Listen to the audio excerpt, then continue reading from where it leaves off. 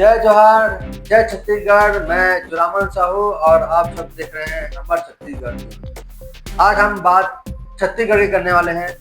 छत्तीसगढ़ में जो चित्रकूट जलप्रपात है उसकी बात करने जा रहे हैं। छत्तीसगढ़ प्रदेश के सीएम के बेटी और दामाद को वीआईपी ट्रीटमेंट यानी मटन और चिकन नहीं मिलने पर चित्रकूट के सरपंच को पुलिस कार्रवाई करते हुए जेल में डाला गया।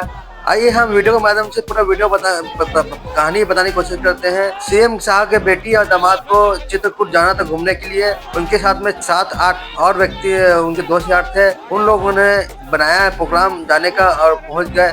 उससे पहले सीएम के यहाँ से वहाँ के एसडीएम को फोन गया था कि हमारे यहाँ के बेटी दामाद आ रहे हैं, उनको वीआईपी ट्रीटमेंट मिलना चाहिए।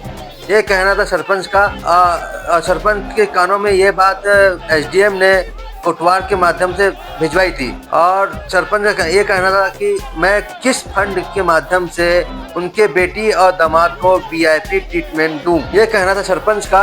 एसडीएम को बताया। कोटवार ने जाकर एसडीएम को बताता है कि सर वह वीआईपी ट्रीटमेंट देने के लिए नानुकुर कर रहा है। तो 2 घंटे बाद सरपंच को नोटिस आता है कि सरपंच 8 या 10 लोगों के साथ चित्रकूट जलप्रपात में लोगों के साथ अवैध वसूली कर रहा है। फिर इसको लेकर उस पर पुलिस कार्रवाई की जाती है और उसे थाने में ले गया जाता है, जहां पर ग्रामवासी सैकड़ों की संख्या में ग्रामवासी पहुंचकर सरपंच और ग्राम वालों को छुड़वा कर लेके आते हैं। आइए देखते हैं पूरा मामला क्या है। आप बने रहे हमारे वीडियो में, देखिए अंत तक। अगर आपको हमारा यह वीडियो अच्छा लगता है तो सब्सक्राइब करें, लाइक करें और शेयर करें।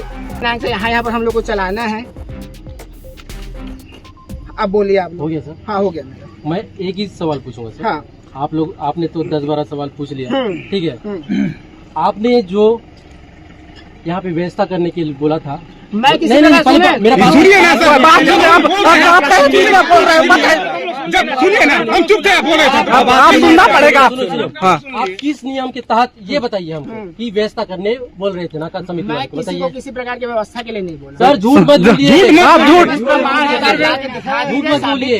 हम एक ही सवाल कर रहे हैं सर आपसे, किस नियम के तहत आप व्यवस्था करने बोल रहे थे, ये बताइए सर। नियम बताइए हमको।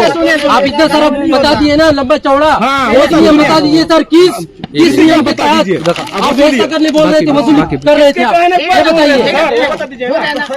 आप प्रमाण ला दीजिए, मैं इस तरह का कोई चीज किसी को बोला बोले हो आप प्रमाण ला बोले हो दीजिए। आप फोन के माध्यम से, कोटवार के माध्यम से बोले हो। ला दीजिए। इसके पहले मेरे को डेट याद नहीं है, कलेक्टर साहब लोग आए थे, उस दिन भी आप बोले थे कोटवार के माध्यम से। हम लोगों ने उस दिन चलो ठीक है कर देते कलेक्टर। ये पहले का ये पुराना वाला बिल है सर, पुराने लोग दे दिए। मेरे द्वारा नहीं किया। हाँ, लेकिन आपके द्वारा बोला गया था सर।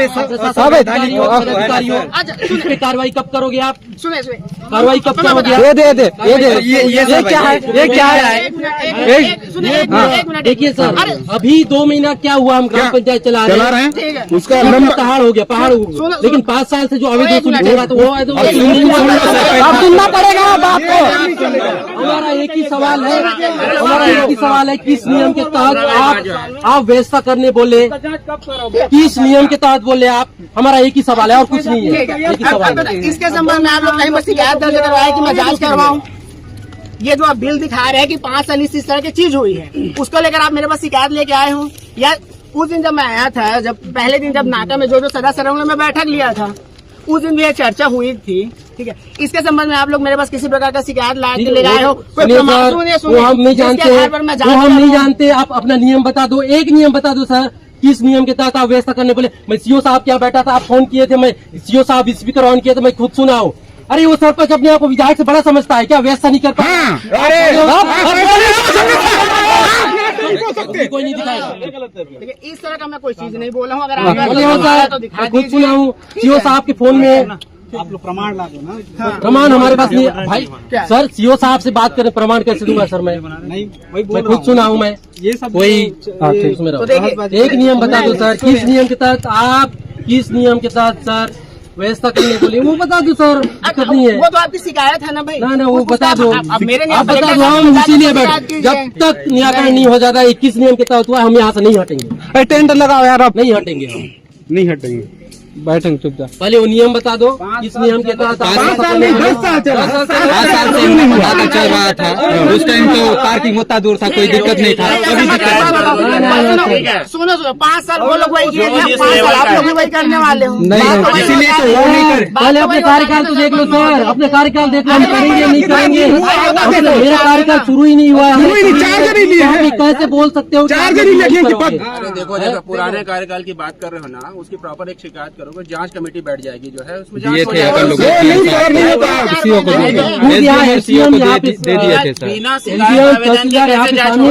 जांच कौन करेगा? कोई नहीं बोला।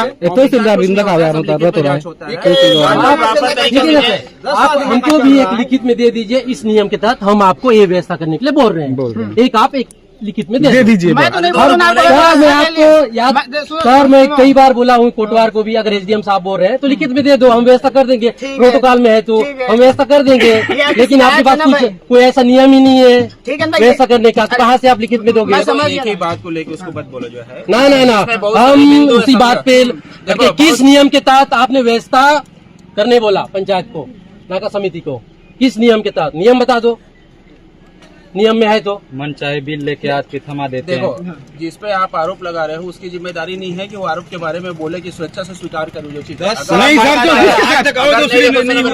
अधिकारी नहीं विधानसभा की बात उठा रहे थे, तो आप उसका शासन तैयार चल रहा है। मुझे लगता है प्रदेश की पहली ऐसा घटना होगी कि मुख्यमंत्री जी के बेटी और दामाद जाते हैं चित्रकूट पर्यटन टूर पर। उनका निजी मामला है। ये तारीख है 15 तारीख को। वहां के एसडीएम का फोन आता है, चित्रकूट के युवा सरपंच है, पढ़े लिखे सरपंच है, कि आपको उनके लिए मुर्गा, बकरा, खाना आदि इत्यादि डेश आदि सब व्यवस्था करना है। तो पढ़ा लिखा सरपंच है, उन्होंने मना कर दिया, मैं ग्राम पंचायत के और जो नाके लगा रहे हैं उस टैक्स से पैसा में नहीं दे सकता। तो सरपंच ने उन्हें डराने, धमकाने, दबाव बनाने का प्रयास एसडीएम ने किया सरपंच को। सरपंच ने फिर भी नहीं माना, तो तुरंत 15 तारीख को एसडीएम नोटिस जारी कर देते हैं उनको कि आपको नाका बंद कर दिया जाता है। उससे पहले कारण बताओ नोटिस भी जारी किए और नाका बंद करने का निर्देश भी दिए। तो कल पूरे गांव वालों ने मिलकर एसडीएम के खिलाफ प्रदर्शन किए, वही चित्रकूट में ही। तो एसडीएम ने उनको सरपंच एवं अन्य 12 लोगों के खिलाफ में विभिन्न धाराओं के तहत कार्रवाई किया, विभिन्न संगीन धाराओं के खिलाफ कार्रवाई किया। हम पूछना चाहते हैं, क्या ग्राम पंचायत को वहां कर वसूली का अधिकार है कि नहीं, टैक्स लेने का अधिकार है कि नहीं, बस्तर में 5वीं अनुसूची लागू है, ग्राम सभा को पावर है कि नहीं, ग्राम पंचायत को पावर है कि नहीं?